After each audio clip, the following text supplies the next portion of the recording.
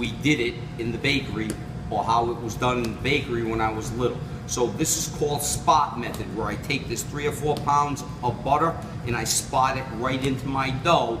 That way I've got better control over where I want to apply basically the fat like this. And then I can always go back and fill in areas that may lack the fat, so I can even it off and square it. So it's called French style, or it's called block style. I learned block. You're only doing 2/3 of the Right. Of the dough. You're only doing 2/3 mainly of the dough like this, and then I'll do this side, and then this mainly is done. So that's called French style.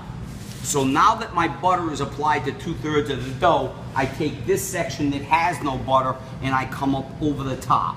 The reason why you leave 2 inches away from the edge is now I can seal this in, so when I roll it, it doesn't squeeze out. Then I get this section and I square this off. All right, now, what was once my bottom is now my middle. I gotta brush this flour off.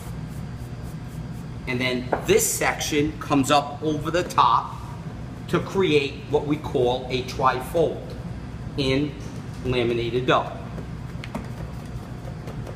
And then I seal my edges so the butter doesn't come out, okay? Just like that, beautiful. Now, what I do is I give this a 90-degree turn, because the seams are facing the way I want this to roll. So when I roll this out on my bench, I want to be able to take this and get it 3 sheet pan lengths in 1 width of the sheet pan.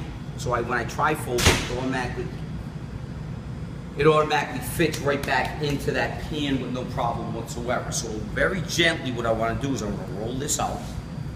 I want to get too aggressive with it. I want to be gentle with it. Then I turn my body and I go this way. Whenever you roll, you want to stay straight with your rolling pin. I see students going this way. I see students going that way.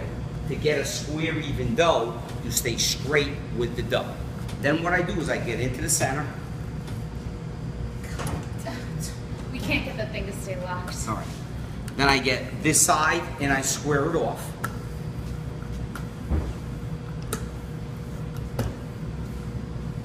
And by doing that, my dough stays very, very straight. And it stays squared off. Okay. Now I can get a little bit more aggressive with it, so where I'm a little thick, I can now apply a little bit more pressure, because I know the butter is secured throughout the dough, and I'm not going to roll it out. And what I'm looking for in the first roll is to distribute the butter and square off my dough, which is vitally important. I want to get my edges squared, top squared, okay?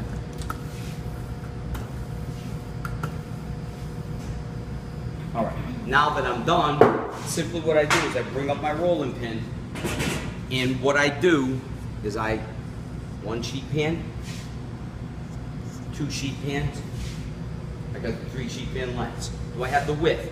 Pretty much so, pretty even on it. So now what I do is I put my rolling pin down, stay, and then what I do is I brush all the flour towards the rolling pin so it doesn't end up on my floor. I just let it hit the rolling pin. Just like that. Then what I do is I take this side and I bring it over the top, and then I square it off. And again, what I'm looking for is for 1 sheet pan length, and then I attach that there. Now again, what was once my bottom is now my middle. I basically brush this flour off, and then I come up over the top with this dough, and I square it off. And that's fine. A little extra, sides, little nip and tuck there, just like the show. I've got length and width of the sheet pan. Now, I brush off my flour, and basically the excess flour, could you guys just take it away from me? The excess flour, tuck your pan underneath, and then that excess flour gets brushed onto your pan, just like this. And then you bring this up, spread that flour out. And then what I'm gonna do now is I'm gonna pick this dough up and make an accordion out of it. Then, like my little niece and nephew, I come underneath here and I pick her up, put her in the pan, and then I take her and I spread her out, just like this. Now, if you come up a little bit short, okay? If I come up a little short, it's called sizing it to the pan. So I just take the rolling pin and I size it basically to the pan. And this is what we call one turn in the industry.